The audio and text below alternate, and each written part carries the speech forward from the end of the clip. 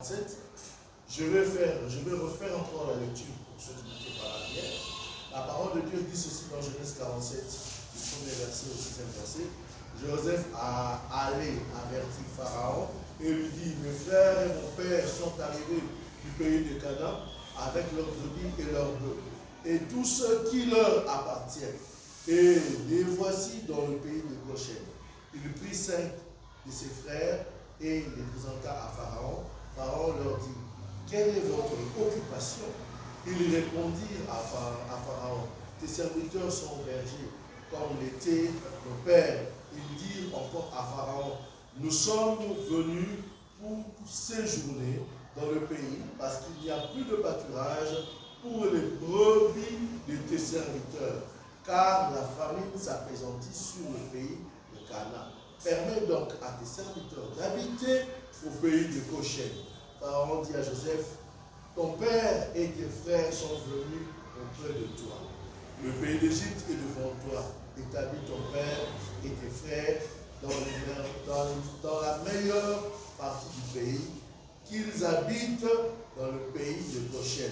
Et si tu trouves parmi eux des hommes capables, mets-les à la tête de mes troupeaux. Et comme je le disais hier, tout est parti de la vision que Jacob a eu à avoir quand il était jeune. Tout est allé de la vision que Dieu l'a placée. Tout est parti de là. Ça a été le goal de sa vie. Ça définit ce qu'il devait être. Et cette grâce que Dieu avait placée en lui, de voir les choses, d'interpréter les rêves, c'est même cette grâce et ce don qu'il a eu à travailler au fur des années. Et cela l'a aidé à rendre manifeste ce que Dieu avait placé en lui. Pourquoi? Parce qu'il avait une mission. Et cette mission que Dieu l'avait donnée se caractérisait dans la vision qu'il avait reçue. Voilà pourquoi hier, j'étais en train de me dire, Dieu t'a montré quelque chose, ou Dieu te dit quelque chose, ou tu as entendu, on t'a dit ce que Dieu dit que tu puisses faire. Et je nous ai encouragés de nous lever. Je nous ai encouragés d'entreprendre. Je nous ai encouragés, avec l'aide du Seigneur, d'avancer. Parce que cette vision, cette mission, ou ce but que Dieu t'a donné, que Dieu nous a donné, c'est pour que nous soyons une bénédiction pour nos frères. Pour que nous soyons une solution aux problèmes qui se trouvent dans cette nation, dans notre famille et en tout le reste que nous nous retrouvons. Et voilà, hier quand j'étais en train de lire, j'avais sauté un texte qui était poignant.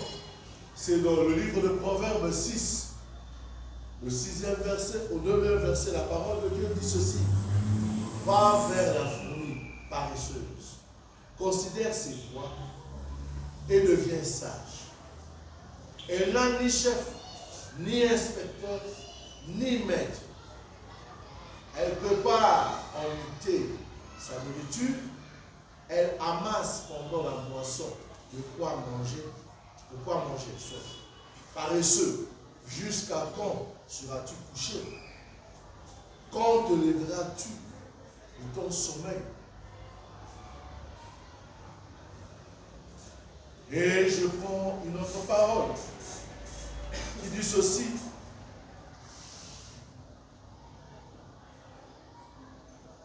depuis le temps de Jean-Baptiste, Matthieu 11, 12, depuis le temps de Jean-Baptiste jusqu'à présent, le royaume des cieux est forcé. Et ce sont les violents qui sont en part. Amen. Amen. Amen.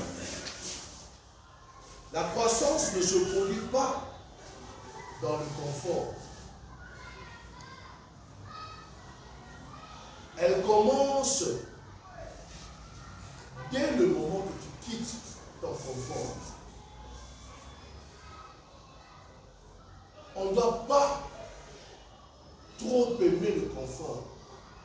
Parce que le confort peut te faire perdre de vue que tu as un objectif à atteindre, que tu as une mission à accomplir. Parce que le confort va t'amener à te dire que je suis arrivé. que là où est-ce que je suis, c'est bon. Tu ne vas plus fournir d'efforts. Tu peux même commencer à paresser.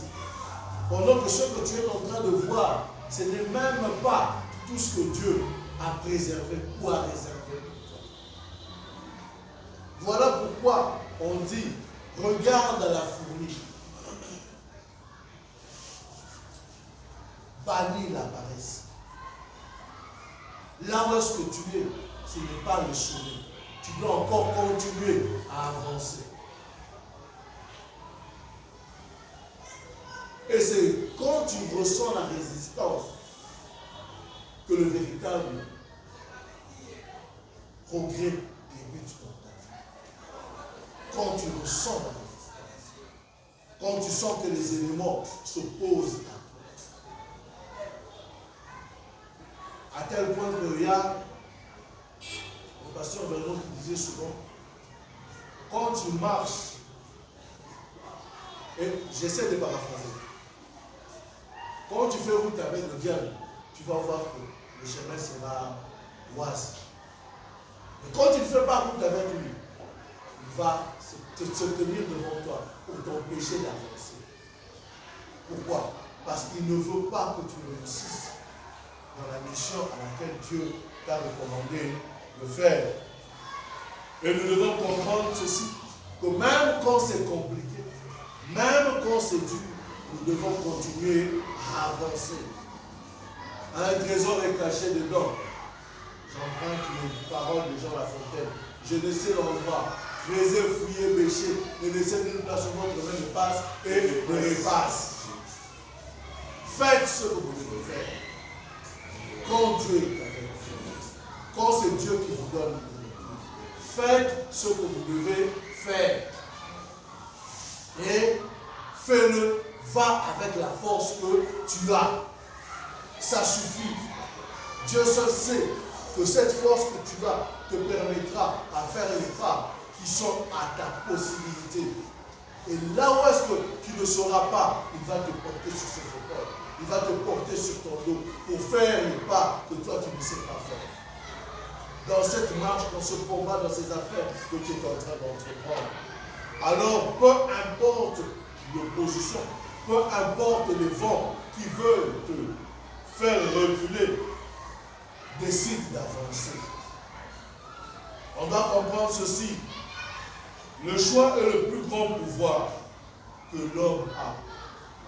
Tu choisis comment tu réagis à chaque situation. C'est à toi de choisir comment est-ce que tu dois réagir à chaque situation. Et nous avions dit hier que Joseph a choisi de dire à ses frères la vérité.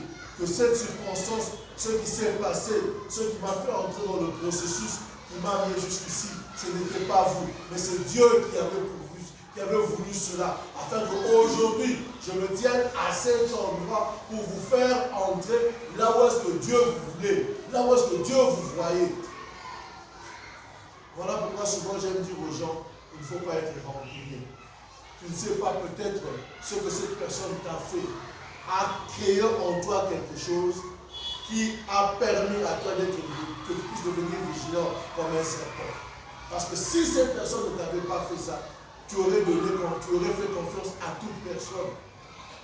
Et à la mauvaise opportunité, quelqu'un t'aurait vraiment cloué et t'aurait empêché d'atteindre ce que tu devais atteindre. Donc quand il y a une circonstance qui t'arrive, bien aimé, louons Dieu, apprenons à louer Dieu, apprenons à lui rendre tout l'honneur et la gloire, comme le dit si bien le frère Blaise Zomsiré Bion. Amen. Amen. Amen. Peu importe ce que tu traverses, peu importe ce que tu vois.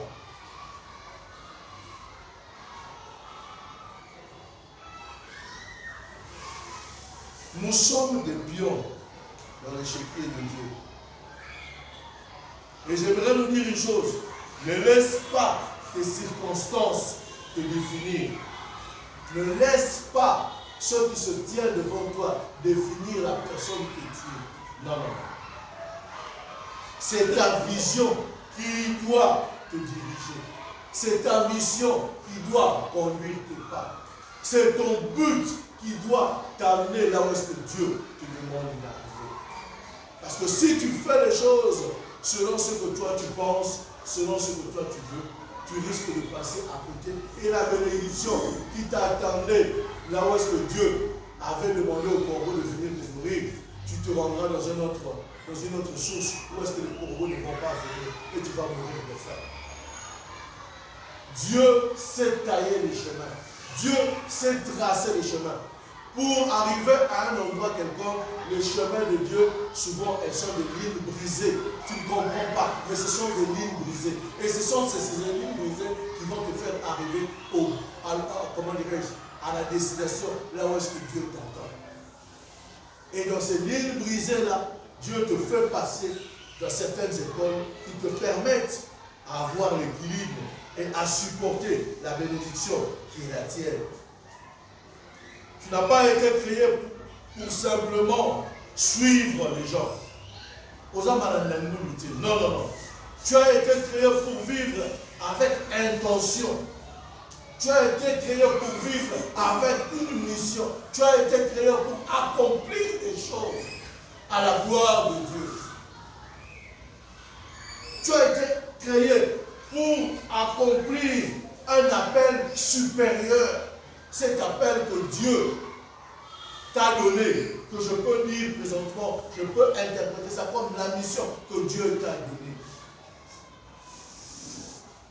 Et longtemps que tu ne voudras pas bouger, longtemps que tu ne voudras pas faire ce que Dieu te recommande de faire, tu ne verras pas le soleil briller sur ta tête. Tu seras considéré comme un enfant. Et vous savez que longtemps que l'héritier est un enfant, tout ce qui lui revient, ça sera une autre personne qui va diriger sur. Ce n'est pas, on ne va pas te remettre comme un. Parce que tu n'es pas mature, tu n'as pas compris les choses. Pierre a marché sur les eaux parce qu'il a obéi à ce que Dieu lui a dit. Il a écouté la parole et il a avancé. Les personnes les plus fortes ne sont pas celles qui ont évité les épreuves, mais c'est celles qui ont traversé les difficultés.